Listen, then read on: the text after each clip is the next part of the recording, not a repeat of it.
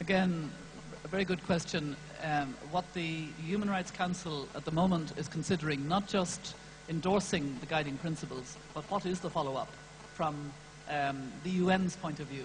And my understanding, and I haven't been in touch for the last few days, but my understanding is that the resolution, the draft resolution, refers to the establishment of a working group now, which is rather typical of how the UN works. So the mandate of Professor John Ruggie, the 6 years of his work, is finished. And we worked very closely with him, and it was an enormous area of incredible stakeholder consultation, etc., as I said. That in itself has led to the framework and the guiding principles. What the working group, I'd say, will do is begin to see how these can be operationalized. But where will the scrutiny come from, I think is your question. I think that NGOs will begin to try to hold, first of all, the major multinationals to this standard. That's where it will start, I think. And they'll be looking at the Gap and the Nikes and the Coca-Colas, etc. And they will have to have a clear indication of the fact that they've done their homework and have looked at their human rights impacts as part of their corporate sustainability. And they'll have to put that into their sustainability report, onto their website, etc. We've been tracking over the last few years. About 10 years ago, almost no corporations mentioned human rights in their corporate reporting, if I put it that way. Now, many of the corporations, especially those in the Global Compact, do. Not all of them, but quite a number of them. Now I think we'll see that pretty well all of them will need to do this, or they will risk some reputational damage. If the problem is a very abstract one, it probably won't be very much. But if a corporation is found to have problems in its supply chain and that it hasn't taken on board the guiding principles, then I think there will be a double criticism, if I can put it that way. But really, the interesting thing is that it will be many conferences like this that will tease out what does it mean in practice. And also what the working group will do is take these rather wordy guidelines and break them down to steps that a corporation should take to make sure that it's, that it is satisfied what is needed. I think if I may just add to that, I think probably this will get the attention of the social responsibility rating agencies as well. So I work with Vigeo, the rating agency that rates many European companies. I'm sure KLD in the US will look to this and then put it into their assessments for social responsibility rating agencies. And the other constituency that will look very closely and has been very closely watching the development of the guiding principles is the investment companies that are interested in using their investment potential to socially responsible investment. Okay, I just want to and maybe take it back to what Wayne talked about and bringing it within the African context to still say, and I think this was raised during the CEO roundtable yesterday on the issue of legislation and scrutiny and enforcing certain things in terms of how corporations and businesses do their business and what their corporate sustainability are in terms of how they do business in Africa.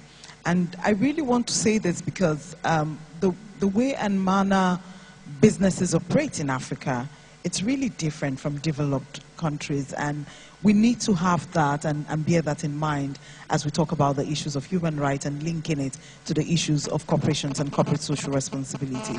Now, one of the issues still is the issue of legislation, and something else came up recently where we're talking about, if not legislation, how then can we go around legislation to have something that at least is a kind of scrutiny? And so we're looking at maybe a national strategy on corporate social responsibility. But how will that work? Because I hear what Wayne says about there must be something that has a level of teeth to be able to say to the corporations, these and these are things that should be done. So maybe a kind of code of conduct there's something the Ghana Business Council did, which is the Ghana Code of Conduct for businesses, and it kind of incorporated some of the issues of corporate social responsibilities and the things that corporations and businesses ought to do into a standard that they had to meet up with. So I'm thinking that, you know, if we could expatiate on that and say, if we are avoiding legislation, because a lot of corporations in Nigeria will say to you, if there's legislation, who is the person or which agency will be overseeing this, and how can it be really something that at the end of the day will be beneficial to the businesses, and what is the role of government in some of the issues that have been raised as well?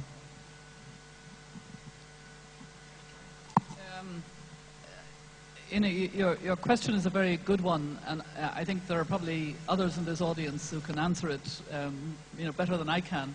But maybe what I can do is just give you a flavor of the kind of standard that Professor John Ruggie is putting before the Human Rights Council. It may sound a very rigorous standard, but I think over time it will become a standard that governments will be more and more expected to comply with, and when they come before the treaty bodies in Geneva of the UN system, this will be another series of questions.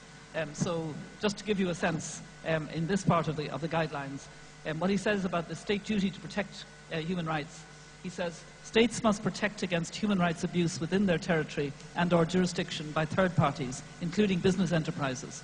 This requires taking appropriate steps to prevent, investigate, punish and redress such abuse through effective policies, legislation, regulation and adjudication. And then he goes on, I'll just read 3 of these.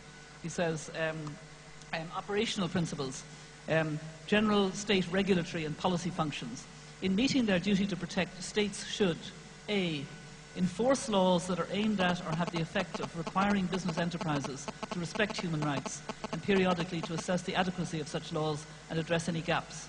B, ensure that other laws and policies governing the creation and ongoing operation of business enterprises, such as corporate law, don't constrain but enable business respect for human rights.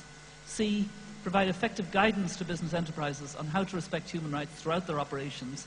And D, encourage and where appropriate, require business enterprises to communicate how they address their human rights impacts.